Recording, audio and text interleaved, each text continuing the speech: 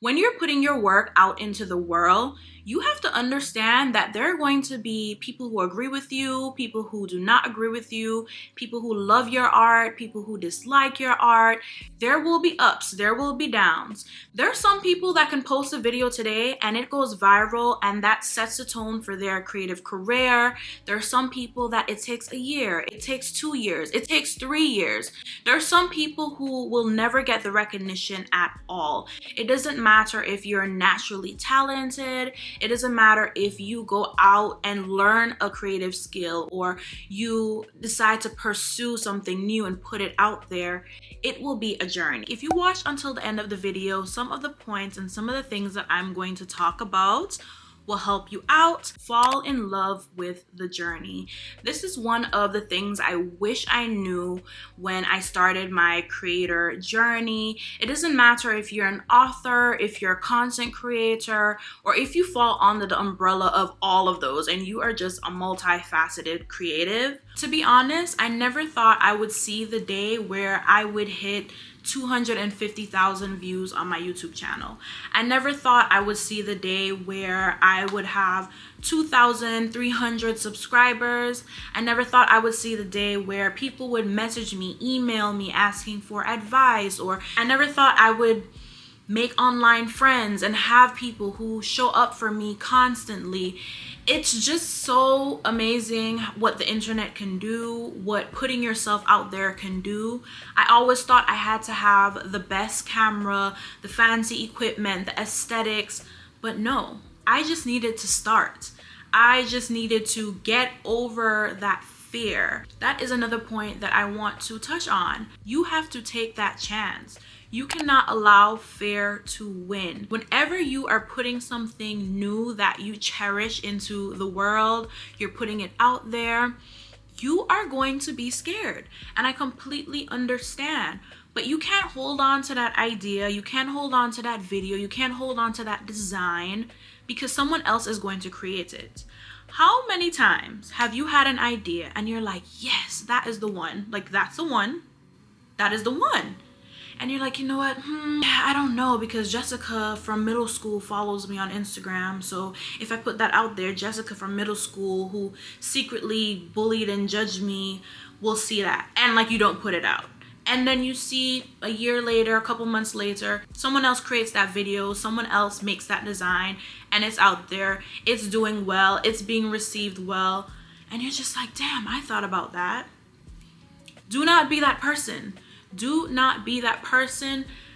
Childhood friends, enemies, forget all those people. No one cares. No one cares. We all have our own thing going on. We're all trying to get through this crazy life schedule routine. Do not let fear hold you back. And if you have to block some people, unfollow some people, create a whole new account, go ahead and do that. Please do it. Do not let people hold you back. I've been struggling with a bit of creative block because I kind of forgot my why. And that's the second point. You have to remember your why. Why are you creating? Why are you writing? Why are you putting this artwork out there? Is it something that's been on your mind for a while? Are you tapping back into your childhood self? I'll give you a perfect example. I would record little videos, take pictures, and like put words over it. I've always been into digital creation. Society, the world, people in my circle just looked at it as, oh, this is just a cute little hobby, or oh, that's so corny. But as you all can see, I am here on YouTube. I am on other platforms. I am beginning to make my way back out into the world, and I've always wanted to challenge myself or just have fun and just have another outlet to express myself. I just felt a strong need to create this video to remind you that, one, yes, fall in love with the journey. There will be ups and downs. It's a rite of passage. Just continue to be uniquely you. I wish this is something that I internalized at the beginning of my content creator journey, especially getting on YouTube, because you can fall into the trends and like what's going to get the most views. How do I stand out because I want to grow super fast?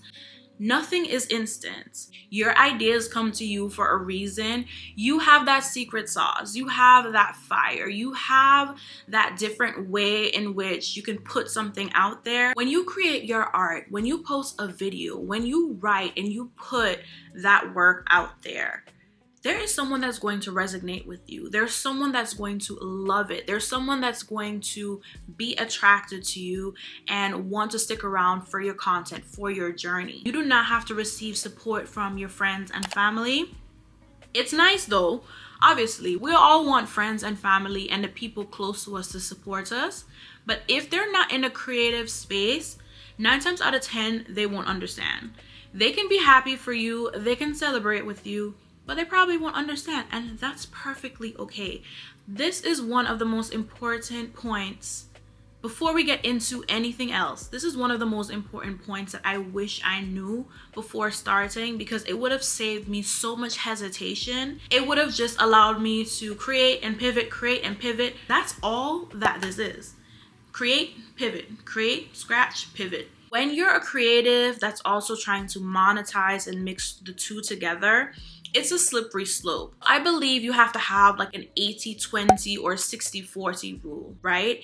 If you're, for instance, a YouTuber or someone that creates content, there may be a piece of content that does better than a lot of your other content. And I believe in feeding your audience that, but also you still have to have a little bit for yourself where you can have fun with something and throw it out there also. You know what I mean? Like, don't just put yourself in a box for the sake of views or for the sake of money. It's tricky. I will talk more about this in my future videos, especially when it comes to being a YouTube creator.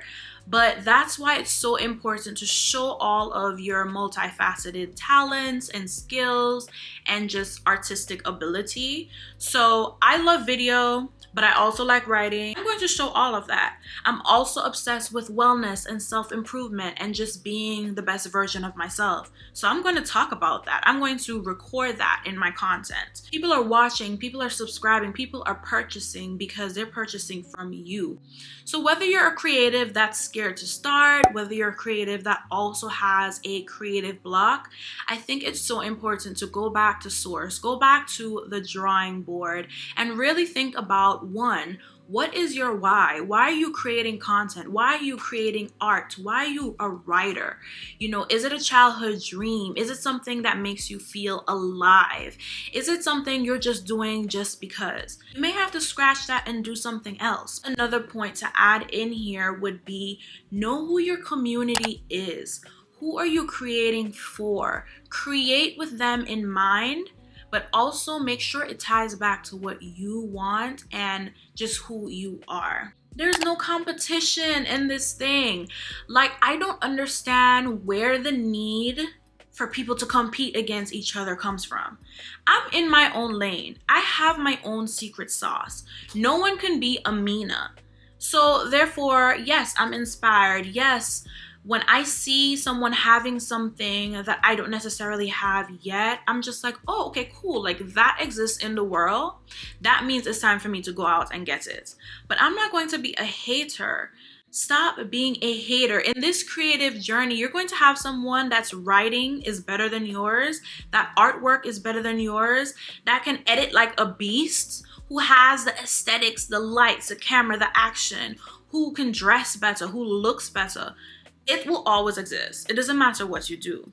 But if you're comfortable and confident in yourself, then you can deliver whatever it is as a creative, and people are going to receive it. So just keep that in mind. If you have to start from the basics, do that. Some of us already have the skills, already have the talent. Start recording, putting it out there. Just create. Like, I don't know, just do something, okay? Just do something. And I guess that will be another point of this video. Things I wish I knew on my creative journey is to just do. Just do and pivot as you go along.